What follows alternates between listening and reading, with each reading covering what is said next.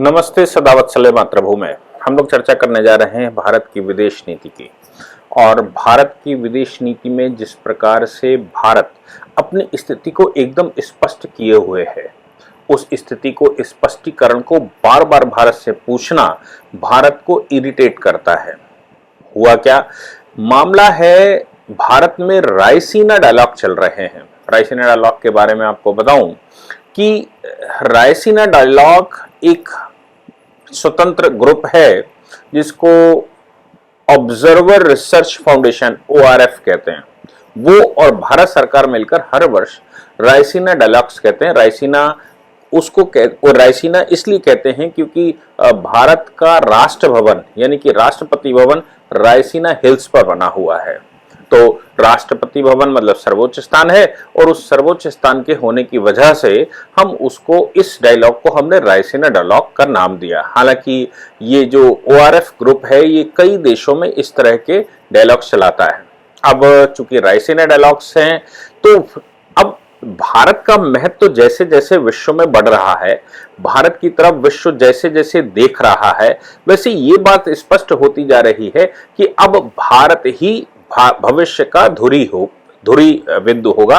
और धुरी बिंदु इसलिए होगा क्योंकि पूरे विश्व में जो ग्रोथ रेट भारत ने पाया है, भारत ने जिस प्रकार से IMF ने अभी 2 दिन पहले भारत की चर्चा की, जिस प्रकार से भारत पाकिस्तान या चीन को लेकर अपनी पॉलिसी बनाता है, या भारत ने जिस प्रकार यूक्रेन पर रशिया के विशेष ऑपरेशन पर भारत ने अपना रुख क्लियर किया है, जबकि अमेरिका का बहुत सारा दबाव, यूरोप का बहुत सारा दबाव भारत के ऊपर है, फिर भी भारत तटस्थता से अपनी बात पर बिल्कुल अडिग है।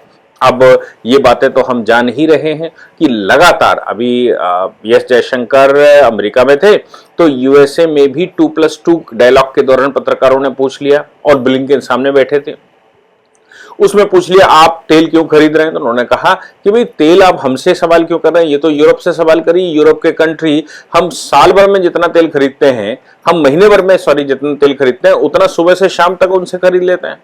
इसलिए आप ये प्रश्न बेटर होगा कि उनसे पूछे। आपके सुझाव के लिए धन्यवाद, लेकिन आप ये प्रश्न उनसे पूछें।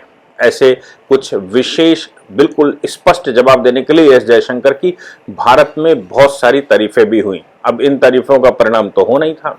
रायसीना डायलॉग में नॉर्वे के विदेश मंत्री, मैं आपको बताऊं, रायसीना डायलॉग में विश्व भर के विदेश मंत्री पार्टिसिपेट कर रहे हैं और बहुत सारी बड़ी इंस्टीट्यूशंस जो संसार को डील करती हैं वो सब भारत में पार्टिसिपेट कर रहे हैं रायसीना डायलॉग्स में। अब रायसीना डायलॉग्स वैसे ही होता है जैसे हमारे यहाँ कुछ न्यूज चैनल बैठकर किसी को बुलाते हैं और उनसे प्रश्न पूछते हैं, कुछ जनता बैठी होती है, कुछ उनके पत्रकार पैनलिस्ट बैठे होते हैं जो प्रश्न पूछते हैं, उन प्रश्नों के जो जवाब होते हैं उनको वो टेलीकास्ट करते हैं। वैसे ही कुछ रायसीना डायलॉग में संसार भर से जो लोग विशेष स्थिति आए होते हैं उनसे प्रश्न लोग पूछते हैं।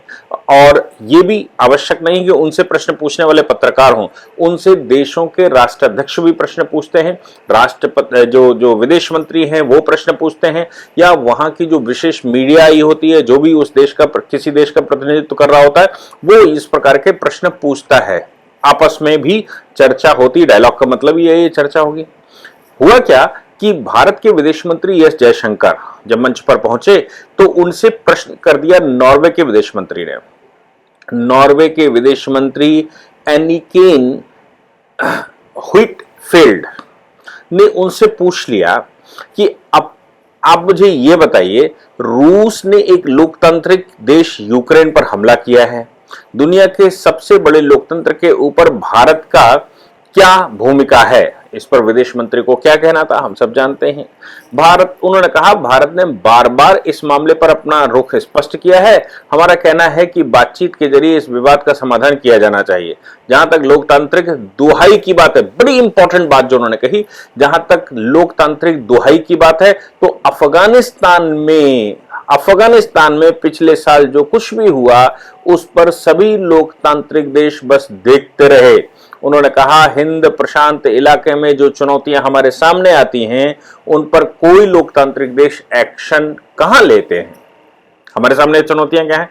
हमारे सामने चुनौती चाइना है, हमारे सामने चुनौती पाकिस्तान है, हमारे सामने चुनौती अफगानिस्तान की गतिविधियां हैं, हमारे सामने चुनौती आतंकवाद है, हमारे साथ चुनौती हिंद महासागर के क्षेत्र में, हिंद प्रशांत क्षेत्र में जो दुनिया भर के वायलेशंस होते हैं वो हमारे सामने चुनौती है।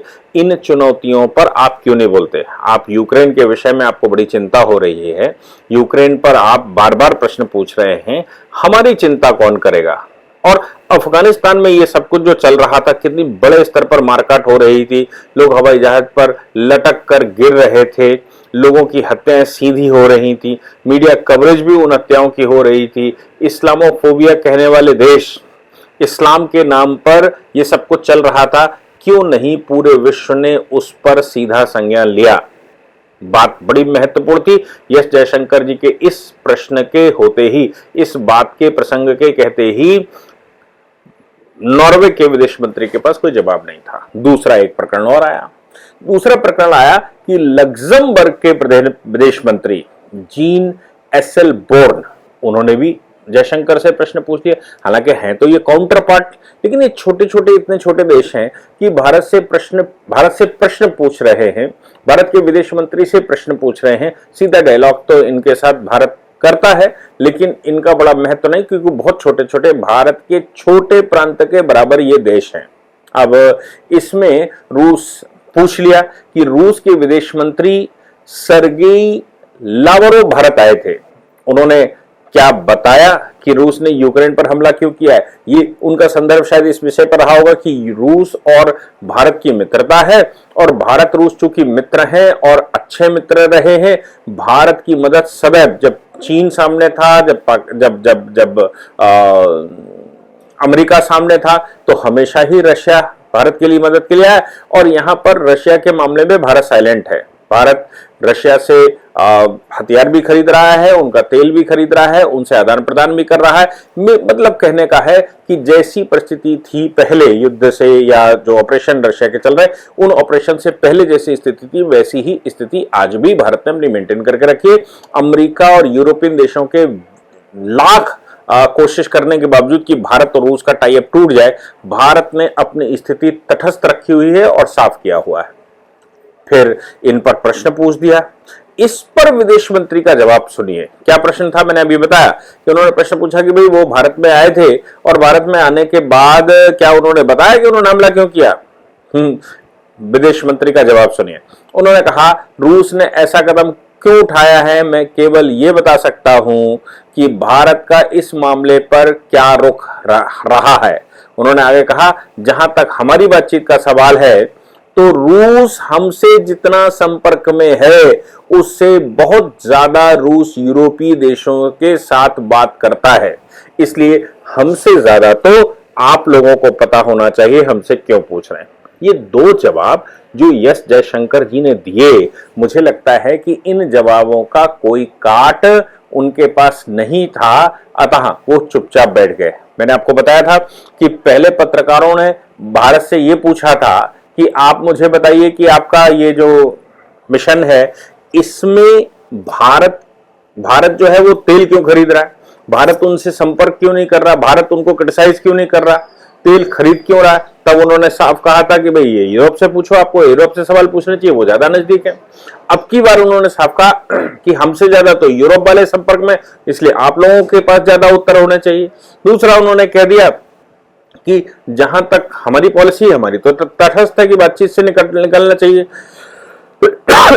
लेकिन इस तरह के प्रश्न हमसे पूछने के बजाय आप लोगों को स्वयं से पूछने चाहिए। मुझे लगता है कि ये जो जवाब एस जयशंकर जी ने दिया, वो जवाब काबिल तारीफ है। भारत बिल्कुल अपने स्थान पर तटस्थ है, भारत की पॉलिसी एकदम क्लियर है। मुझे लगा कि आपको ये सूचना दूं। जय हिंद, जय भारत, वंदे मातरम।